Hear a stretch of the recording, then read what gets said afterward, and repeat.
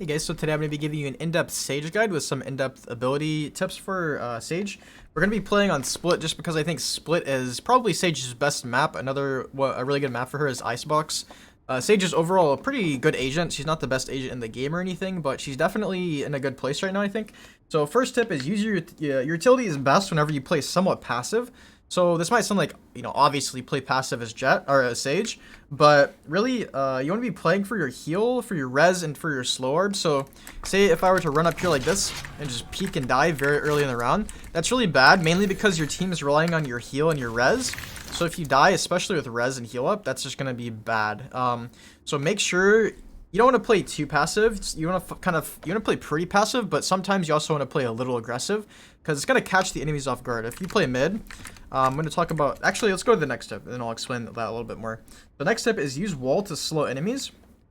Swap up the position of walls and also play on top of the wall sometimes. So this is a really good wall if you want to do this. But like I said in the last tip, make sure you're not always playing passive. You want to play passive most of the time, but say I walled the first like 4 rounds and then the 5th round, I decide to run up here and peek.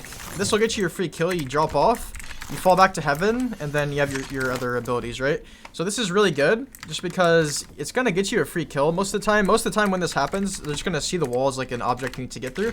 So they're just going to be focused on shooting it.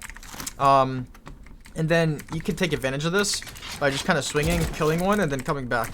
And so not just on this map, but on any map or any place that you're walling.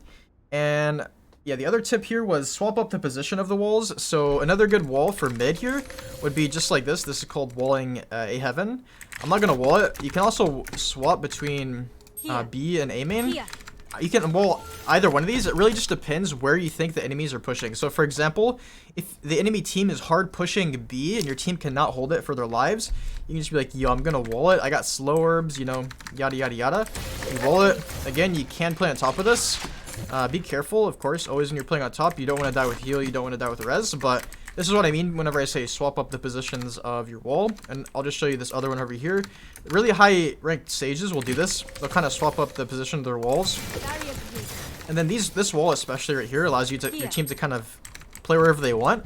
And I really like that. So most sages just kind of autopilot wall mid every single round, which is, it's fine, but think, okay, does my team need me to wall A or B main this round? So anyways, moving on to the next tip. Use slorbs to stall enemy pushes. So this is really good. Don't throw both slorbs at once. I'll talk about that in a second. But really, you want to put your wall down first on this map specifically. So say you wall like this, you're not playing aggressive this round. They break the wall immediately. If they break the wall immediately, you want to slow. So this is the standard slow orb. This is going to kind of prevent them from running up too fast. So say they're breaking the wall. This prevents them from just sprinting straight through the wall as they break it. And it gives your team some time to also rotate. So as I said just a second ago, you don't want to throw both of these at once. So if you throw both of these at once, even if you put one here, yeah, it's gonna slow a big area.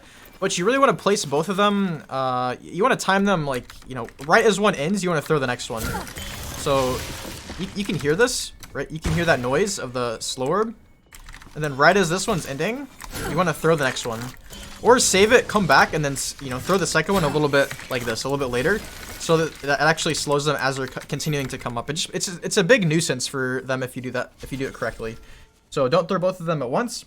Also use it when enemies are coming to sight. So let's say we wall mid. Again, this is where Sage usually plays. We wall mid. Our team says, okay, it looks like they might be coming out B. So this is a pretty safe spot here. You can't really die from here unless like a jet updrafts or a raise rockets you or something. So you can just kind of throw the slow orb here. This is a pretty good slow. You might throw it a little bit out if they're already coming out. But again, don't throw both at once. Throw one, and then you can throw another. If you throw both at once, at least throw them in different spots. So if they're coming outside already, you can throw one like here and then maybe one here. But usually just try to save one for after the other one runs out. So that's the slow orb tips. Next tip, this is going to be a very important tip. It's don't save res for too long, right? So whenever I play with some Sage players, it's usually in like lower ranks. Like for me, lower ranks is like high diamond, low immortal. Sages will just save the res for like multiple rounds and they'll just never use it. So if you're a Sage and you're scared that, oh, this res might be bad, just go for it. If you feel like it's bad, at least you're gonna realize, okay, next time, maybe this res is fine, right? As soon as you get your res, try to think, should I be using this? Should I be using this? Okay, I'm going to use it. Also, some more tips about res. Mainly res safe bodies. So say someone dies like back here, you wall it, and then you can res them. Only if the wall is not being broken. If the wall is not being broken, you can res them. If someone dies here and then the enemy team all goes A, you can res them. Next tip for res is res for economy. So if your team's really low on money and you feel like you should res, you can res them and they can keep their Vandal or Phantom, and that person can buy another gun for someone, or, you know, something like that. So that's something you should do only sometimes. Don't do that all the time, because usually a single life during a round is more important. You're basically turning a 5v5 into a 6v5 whenever you res properly, which is incredibly strong. Incredibly strong. Also, bait res only if another teammate is with you. Even so, it's very risky. So say I res someone right here and my teammate's over there ready to fight with me. So you res, you don't want to be doing this if there's like 3 enemies here. This is not good. But say it's like a 2v1, or I don't know. Say it's like 2v1 and it's 1 round from you guys to lose. So you might as well just use the res. So you're like, yo, Vince player, I'm gonna res, we hold the body together, okay? So res, and then, you know, you guys are double holding if there's someone there. If there's no one there, that's great. But that's just another way you can use res. So the last and final tip for Sage is heal ASAP to begin recharging another heal. So, right, heal it's Sage's signature ability. You can either heal yourself or you can heal a teammate. I would suggest don't heal people that have like only a little bit of damage taken. So if someone's only taken like 10 HP, unless they're like your hard carry, don't heal them, right? So if someone's taken 30 damage or more, just go ahead and heal them. Like if you're at 70 HP, just heal yourself, because you're gonna charge another one. Let's actually see here. How long does it take to recharge one? Oh wait, I have infinite abilities on. My bad. 45 seconds. So you're gonna get, you have the chance to get like 3 of these in 1 round. So you might as well just pop it, right? More than likely you'll get 2 heals in 1 round if the enemy team isn't just like hard running it down and the rounds aren't super fast. So, you know, and sometimes heal is incredibly strong. So keep that in mind. And if you guys have any other questions or suggestions for other agents, let me know in the comments. And without further ado, I'll see you guys in the next one. Peace.